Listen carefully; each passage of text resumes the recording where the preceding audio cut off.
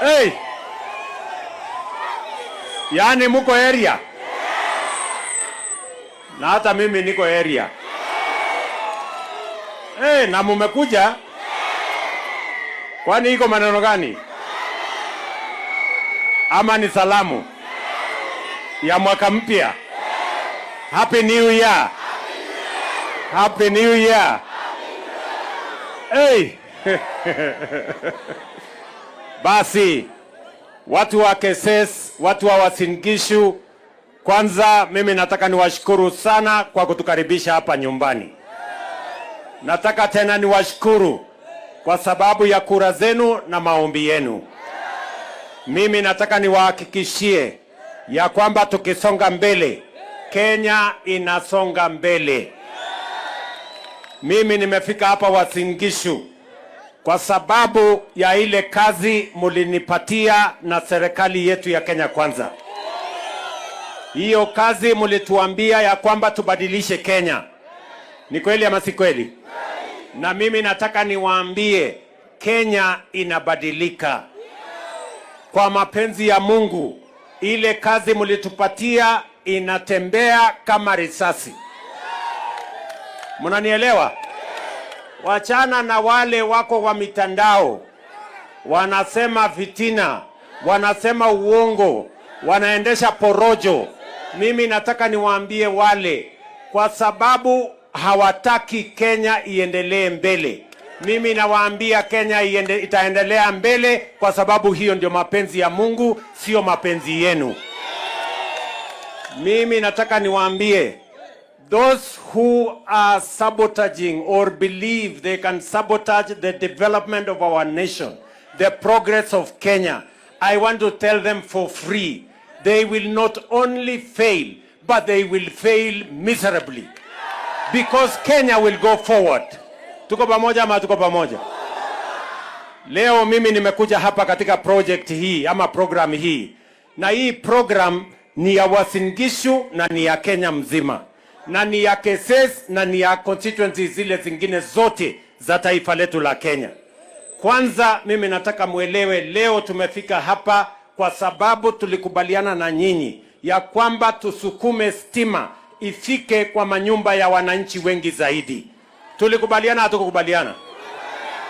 Mimi nataka niwaambie hivi, nikiongea na nyinyi, serikali ya Kenya tumetafuta pesa bilioni 36 ya kuunganisha stima kwa manyumba ya wananchi 1464 katika awamu ya kwanza.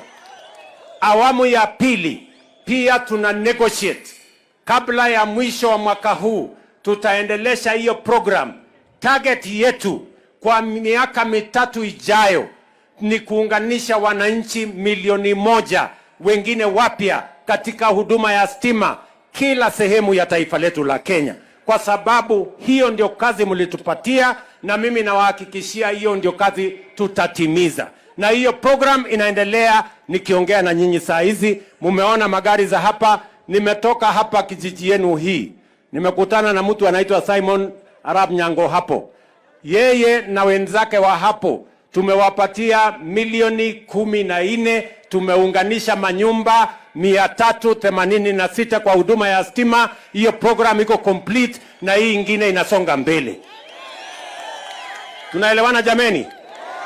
So let me tell the country that this country is making progress, and the progress of Kenya will not be sabotaged by saboteurs who are against the progress of our nation. This country is moving forward. On matters of rural electrification, let me say the following. In the next 3 years, we are in the process of connecting 1 million Kenyans, ordinary Kenyans, under our rural electrification program. Here in Uasin Gishu, we have committed 1.8 billion to the rural electrification of Uasin Gishu County in the next 3 years to connect 20,000 households in Uasin Gishu County. Munanielewa jameni? Hii program nimeanzisha hapa ya Uasin Gishu ni program ya 1.8 billion ambayo itaunganisha wananchi 20,000 kwa miaka mitatu ijayo kuna ile itakamilika by end of June, kuna ile itakamilika mwisho wa mwaka huu, kuna ile itakamilika next year, kwa sababu tunataka kuhakikisha kwamba tunaondoa giza, na sio Uasin Gishu peke yake. Hii ni program ya the whole country, because we made a commitment with the people of Kenya and we must fulfill the commitment we made. Number 2, mimi nimekuja hapa vile vile kwa sababu tulikubaliana na nyinyi ya kwamba program ya kuhakikisha ya kwamba wananchi wanapata bima ya afya.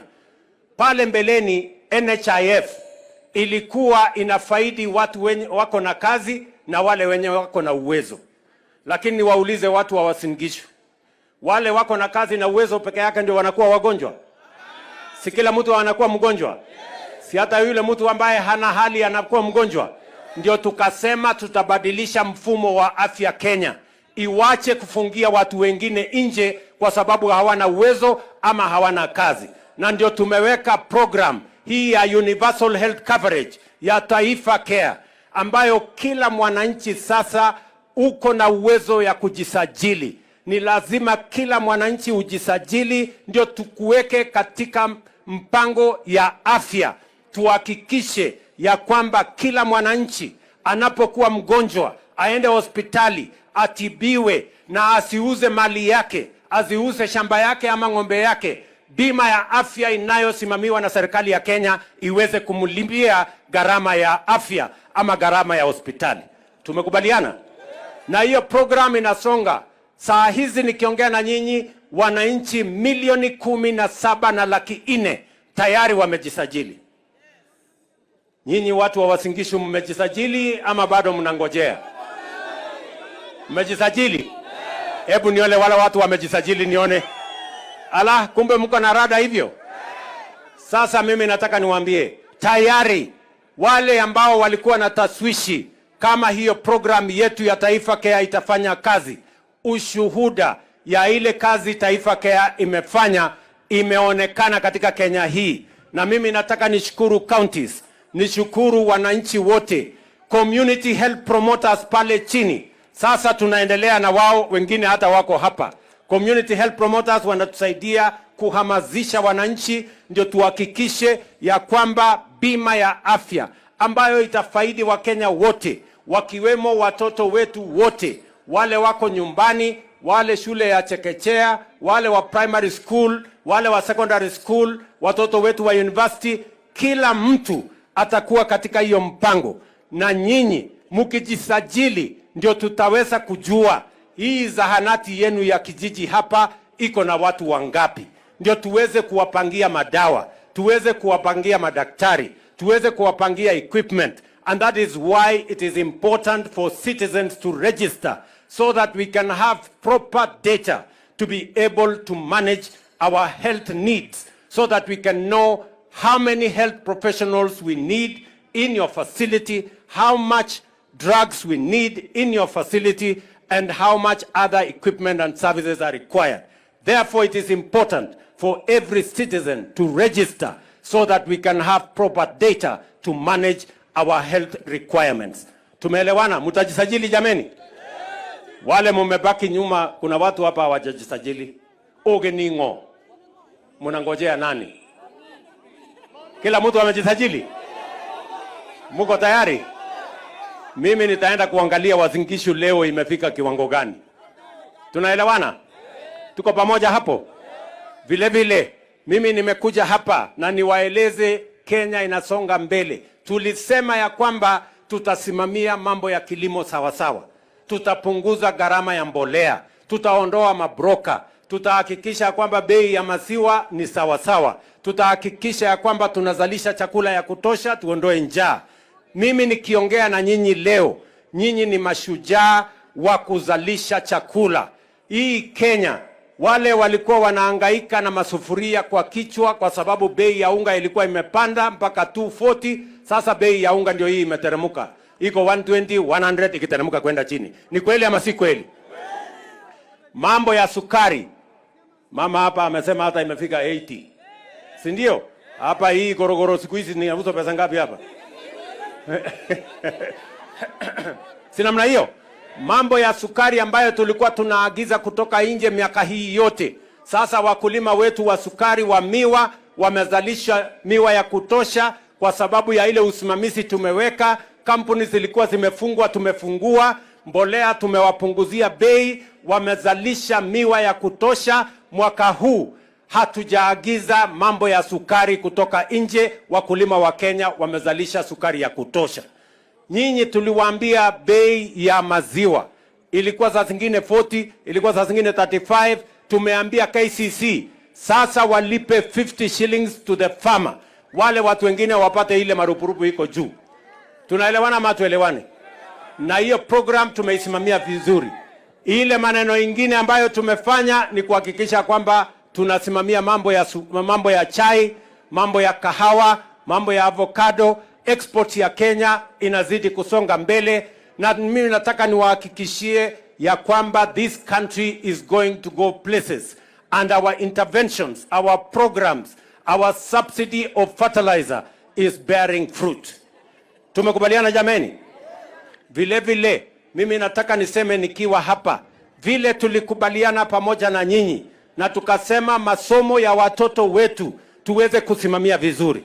Pale nyuma kulikuwa na taharuki, watu hawakujua hii CBC itaenda wapi, na nikaweka jopo maalum ikapangua mambo ya CBC mpaka tukaweka taratibu ya sawasawa. Leo katika taifa letu la Kenya, kwa sababu ya hiyo mpango yetu, tumeajiri waalimu 76,000 wapya wa kufundisha watoto wetu, and that is why we have better education outcomes this year. Ile mtihani ilitoka jana, watoto wetu wamefanya bora kuliko mwaka uliopita. Watoto wetu wasichana wamefanya bora kuliko ile miaka iliyopita. Ile masomo ya STEM ya science imefanya vizuri kuliko ile imepita mwaka uliopita, kumaanisha ya kwamba our education is marching forward. Ile university ambayo ilikuwa na matatizo makubwa, sasa tumeanza kuyatatua using our new funding model. Na ile mambo ingine yote ya mambo ya masomo ya watoto wetu tumeipangia vizuri. Mimi nataka niwaambie, Kenya iko imara. Musikubali kuwekewa fitina ya porojo na uongo na watu wa mitandao ambao hawana mpango mbadala na hata hawana mpango yoyote. Tuko pamoja ama tuko pamoja? Mumenielewa? Tusonge mbele ama mnasema tusikie hao watu wa story? Tusonge mbele? Tusonge mbele na kilimo? Tusonge mbele na ile kazi nyingine yote mmetupatia? Kenya isonge mbele. Kwa hivyo mimi nataka niwaambie ya kwamba we are marching forward as a nation. We have done our bit in making sure that we stabilize the economy. Pale ambapo kulikuwa na matatizo ya uchumi, nyinyi mnajua dola ilikuwa imepanda mpaka karibu 160 na kitu. Leo dola tumeiteremsha imekuja 120 something. Ni kweli ama si kweli? Inflation ilikuwa 9.6%. Sasa inflation tumeiteremsha chini mpaka imefika hapo 2.7, 2.8. The lowest in 20 years in the Republic of Kenya. Alafu kuna watu wanataka kutuambia ati mambo sijui. Mimi nataka niwaambie wale ambao wanapangana na mambo ya porojo na uongo. Sisi tuko na nyinyi bumper to bumper. Na musiongee mapema. Mambo bado. Mambo bado. Ama namagani jameni? Hawa watu wasitulete, and we will not allow them to destroy our country. We will not allow them to spread rumors and falsehood and propaganda against the progress of our nation. We will stand firm. We are going to be focused in making sure we take the destiny of our country forward. Mambo ya housing inaendelea hapa Eldoret. Hapa Uasin Gishu tayari nyumba 7,000 zinajengwa Uasin Gishu. Vijana zaidi ya 3,000 wako kazini hapa Eldoret. Ni kweli ama si kweli? Pale Kidiwa inaendelea. Pale Pioneer inaendelea. Pale Railway Station inaendelea. Pale Kimumu inaendelea. Na mimi nataka niwaambie masoko vile vile tulisema tunajenga masoko. Uasin Gishu County, hii county ya Uasin Gishu, tumewapatia 2.2 billion ya market, kujenga market 11 mpya Uasin Gishu County. Ile kazi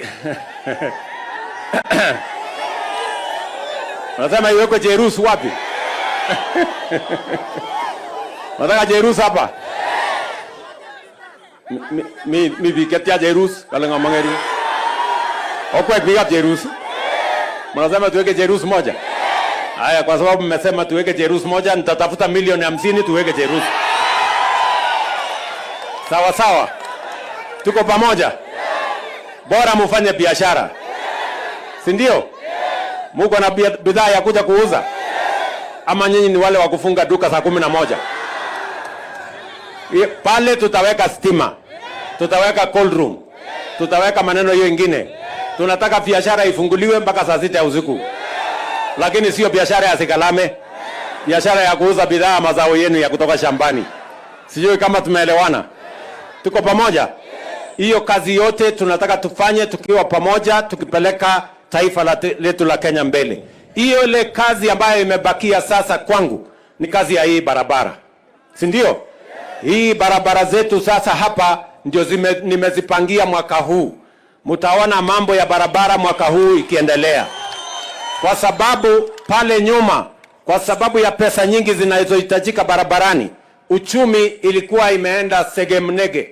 Lakini sasa nimenyorosha uchumi, na sasa hii maneno nitapanga maneno ya barabara, tanyorosha barabara kila mahali. Mliona nilianzisha jana, na tunataka tuendelee mbele pamoja. Mwisho, mimi nataka niwaulize ndugu zangu watu wa Uasin Gishu. Tumekubaliana ya kwamba njia ya kupeleka Kenya mbele, njia ya kuhakikisha ya kwamba transformation ya Kenya inakimbia kwa kasi, ni kuunganisha Wakenya wote bila ya kujali dini ama kabila ama mirengo ama sehemu mtu ametoka. Tuungane sisi wote, kwa sababu Kenya hii haiwezi kufaulu pande moja. Kama tunafaulu kwa pamoja. Mimi nawauliza watu wa Uasin Gishu, mnakubali tuunganishe Kenya iwe moja? Mnakubali tuungane ama mnataka tutengane? Mnasema tuungane. Mumependelea ya kwamba hata ile serikali ya broad base tuingie ndani sisi wote tupeleke Kenya mbele? Hebu nione wala wanasema tuungane. Kuna watu wengine hata wananikasirikia hata kwa sababu nimeunganisha Kenya. Hata wanataka Kenya ya kutengana. Kuna mwananchi hapa anataka Kenya ya kutenganisha watu wengine? Mnasema tuungane? Tushirikiane? Mimi nawauliza viongozi wenzangu. Viongozi wale ambao katika vichwa vyenu munafikiri ya kwamba mutatenganisha Kenya, muendeshe siasa ya chuki na migawanyiko, mimi nataka niwaambie, you will fail and you will fail miserably, because this country can only move forward if we are united, if we are together, and that is how we are going to have a nation that all of us are going to be proud of. And I am going to stand firm in uniting the people of Kenya against all odds, against all the naysayers, because Kenya must make progress, and this is the moment for Kenya to make progress. Tumeelewana jameni? Hayo gashine. Mnasema tuendelee ama siendelee? Tuendelee ama siendelee? Moma gegichu. Chao ko se chao? Ah. Toko sak jangun bwana. Okase? Si wazi mi. Anyway, mama jamaa ngaleko janga. So mimi nimeshukuru sana, nimefurahi sana kufika hapa Uasin Gishu. Asante sana viongozi wote, na tushirikiane. Ya muhimu sasa ni nyinyi vijana. Vijana tuko? Vijana tuko? Mimi nataka niwaambie vijana, mjipange vizuri.